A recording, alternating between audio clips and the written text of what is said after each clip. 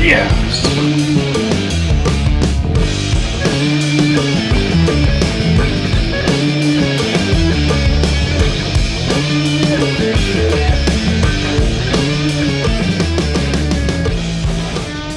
Hi everyone, thanks for joining me. Today we'll be talking about fishing soft-body frogs. They've been around for years, everyone fishes them, they've caught a ton of fish, and they are a great versatile bait. They can be fished from top to bottom, deep to shallow. They can be fished in cover. They can be fished in open water, fast, slow. There's no wrong way to fish a soft body frog. Even the guys that have been fishing this bait for years and years have never truly learned how to untap the full potential of fishing this absolutely killer bait. This is going to be a master class on fishing hollow body frogs. Let me get the camera set up, we'll get right into the video. Hey guys, here's a fun fact before we actually get into discussing the baits. This is the story of how yours truly, old Steve from In Deep on the Delta, had a big part in marketing the Zoom horny toad. And the Zoom horny toad this is the grandfather of all soft body frogs. So here's the story, and you tell me what you think. Zoom started business in 1977. I graduated from high school in 1974. In 1974, my senior year in high school, my nickname was the horny toad. Think about it. 77, Zoom starts their business, horny toad. 74, the original horny toad right here. I think I had a part in marketing this bait. With that, let's get into talking about the baits. We're going to start with a variety of different baits that are shaped a little different. Each one's a little different, and they all have a place in your arsenal. I remember we talked about being an extremely versatile bait, but like any bait on the market, you don't go out and buy one crankbait, you don't go out and buy one worm, you don't go out and buy one soft body frog. You have to have at least a small variety of soft body frogs to cover different situations. And as we go through these soft body frogs here, you'll start to see why we have different frogs for top water, for subsurface, for heavy cover, so on and so forth. So the first frog we'll talk about is the Zoom horny toad, the grandfather of all of these frogs, and a very sleek bait. And what you'll notice on this, it's a fairly small bait, but the legs and the kickers are pretty, we'll just call them finessey. Great bait, catches a lot of fish. I'm going to leave this bait in my hand. We're going to go to the next bait, which is a bait made by a custom bait maker locally, CNC Baits. And the CNC bait, as you can see, has a much more aggressive leg on it with a much more aggressive curl. This bait is going to give you a little more surface disturbance if you're fishing it subsurface. It's going to give you a little more kick in the water, a little more vibration. We'll leave the CNC bait on my hand. We'll put the Zoom up. We'll go to a Yamamoto Yamatoad and look at the appendages on this compared to the CNC bait. Getting bigger and bigger, the body's getting bigger, you're getting appendages or legs that are going to actually even give you more motion. If you are fishing fish that are looking for that, you know, just more movement, you might want to go into a bait like this, the Yamamoto. From the Yamamoto, we're going to go into some of the true topwater frogs, soft body frogs. This is the Demiki air frog. And we've got the Yamamoto. You're looking at the kickers here. Those are pretty good size. But look at this Demiki air frog. The first thing you'll notice is the legs are a little bit longer and you have flappers down here. Rather than just have a straight kind of a grub tail, you've got flappers. We're getting into real surface disturbance here. Where you want to jump from the Yamamoto to the Demiki is when you are fishing maybe with a little bit of breeze, maybe the fish are super aggressive, maybe it's low light and you want to just fish these fast on top and get a fish to come up and strike them. You want to go into something like this. put the Yamamoto down.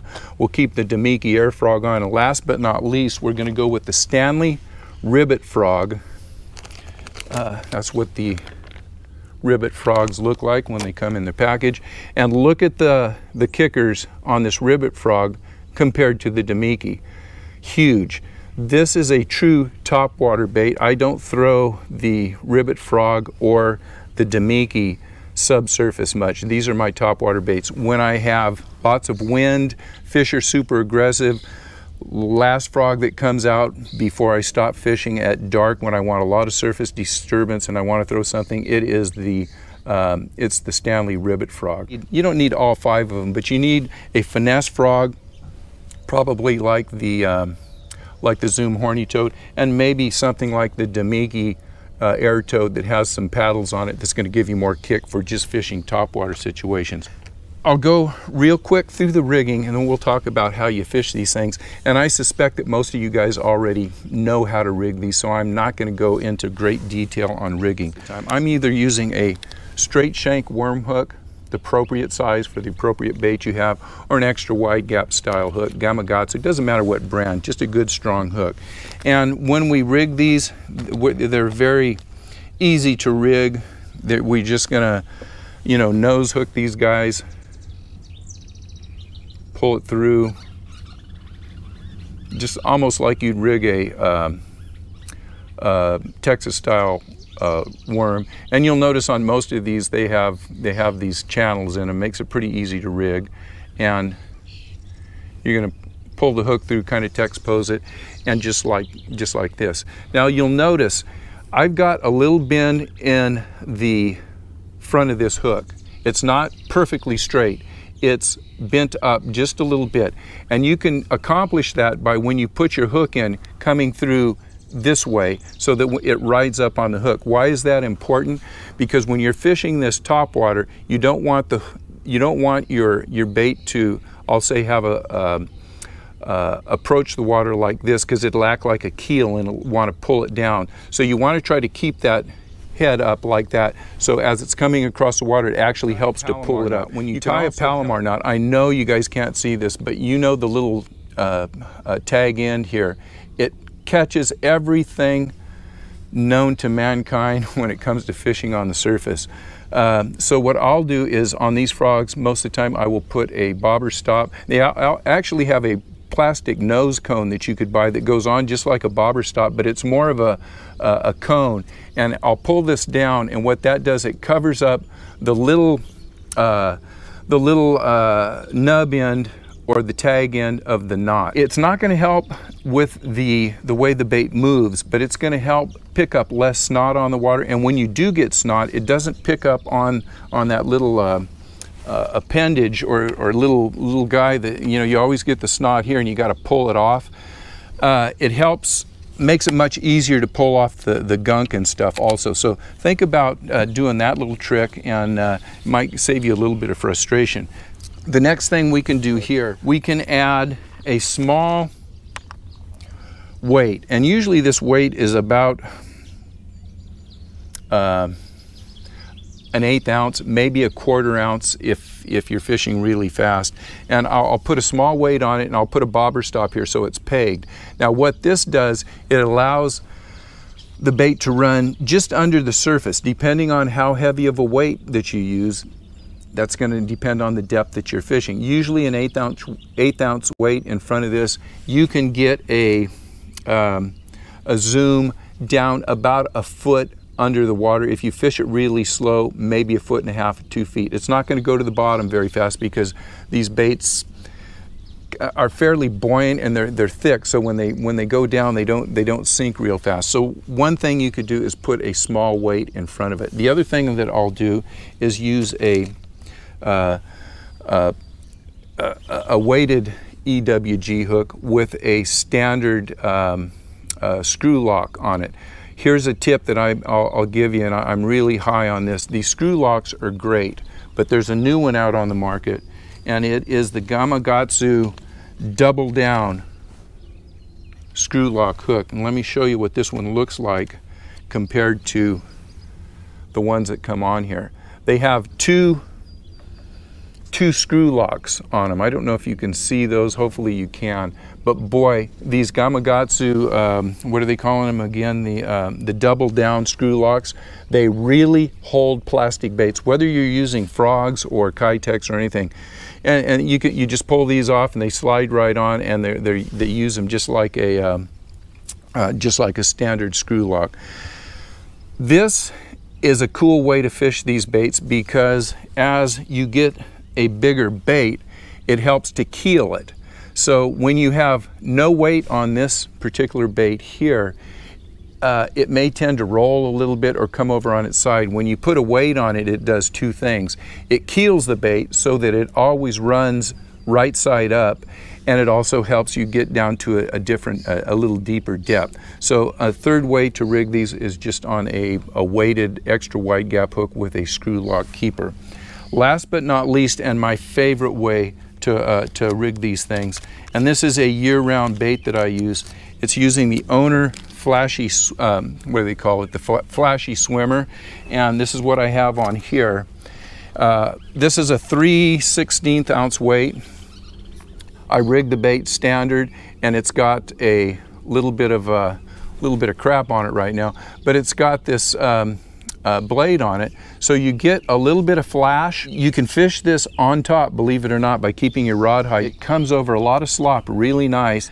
I can't tell you enough how important this rig is to have on your bait, on your rod, on the deck of your boat year-round. I'm going to show you what these baits do. Let me get up and we'll take a couple of these baits and we'll talk about where, why, and how you fish these things. So let's get into doing a little demonstration.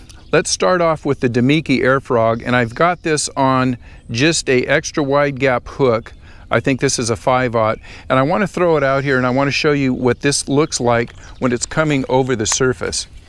And what generally the way we'll fish this is we'll throw it out, and hopefully you can see the disturbance that this is making. That's almost like a buzz bait. Let me throw it out there one more time. We'll throw it out. It floats.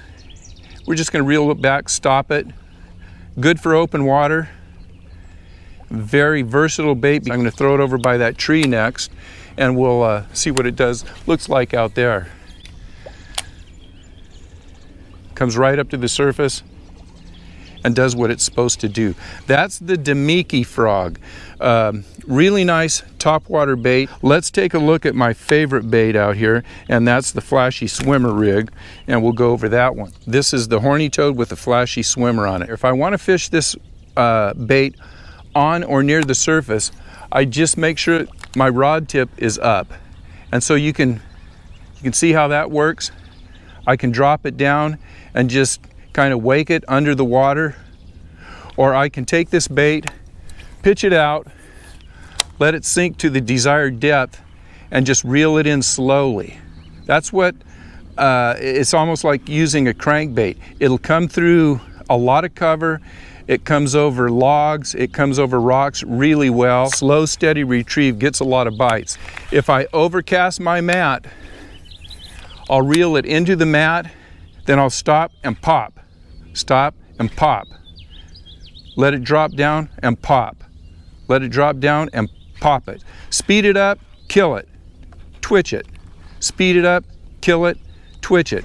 You always want to have your eye on this bait, because this is a bait that you'll see fish come up from the bottom and just come up and grab it. And you wouldn't think with this flashy swimmer that it would be very good in heavy cover, but I'm going to throw it over this slop here and we'll watch it come through the cover. I'm fishing topwater, I'll drop it right there. Let it drop down, and it's almost like a jig. Pop it a little bit, pop it a little bit, move it, get it through there, drop it down, let it come down. It's dropping right into that dark spot. Pop it, pop it. Now I'll pull it up and I'll show you. You've seen that go through and nothing. So let me talk about one of the things that I like to do with this bait that has caught a lot of fish, and it catches a lot of big fish, and I don't see many people doing it.